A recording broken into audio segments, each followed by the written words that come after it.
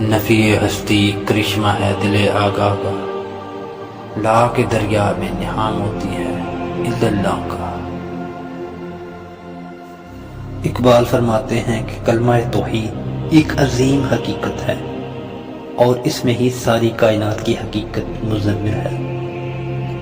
جو کوئی کلمہ طیبہ کی حقیقت جان لیتا ہے اس سے کوئی بھی علم مخفی نہیں رہتا۔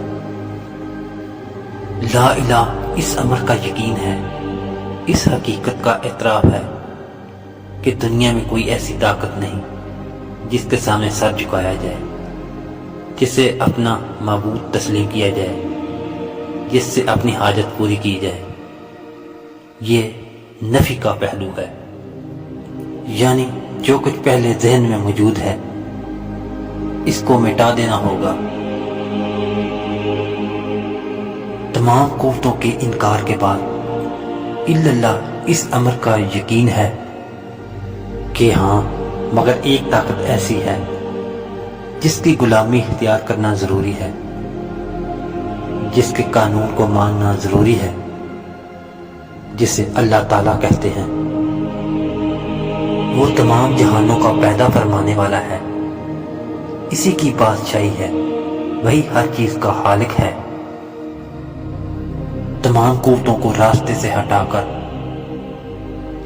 اللہ تعالیٰ اور بندے کے درمیان براہ راست تعلق پیدا کر دینا، یہ قرآن کریم کی تعلیم ہے، یہی کلمہ توحید کا مقصد ہے۔ صنم کدا ہے جہاں اور مرد حق ہے حلیل، یہ نقطہ وہ ہے جو پوشیدہ لا الہ میں ہے۔ اقبال اس شعر میں حضرت ابراہیم علیہ السلام کے واقعے کی طرف توجہ دلاتے ہیں کہ کس طرح انہوں نے پہلے اپنی قوم کے بت کدے کو توڑا اور اس کے بعد خدائے واحد کی دعوت دی، یعنی پہلا قدم لا الہ تھا اور اس کے بعد الا اللہ کا۔ بس لا الہ سوائے اللہ تعالیٰ کے تمام معبودان کی نفی کرتا ہے، اور الا اللہ سے مراد تمام عبادت کے لائق صرف اللہ تعالیٰ کی ذات ہے، اور محمد رسول اللہ اس بات کی گواہی ہے کہ آپ صلی اللہ علیہ وآلہ وسلم اللہ تعالیٰ کے سچے رسول ہیں۔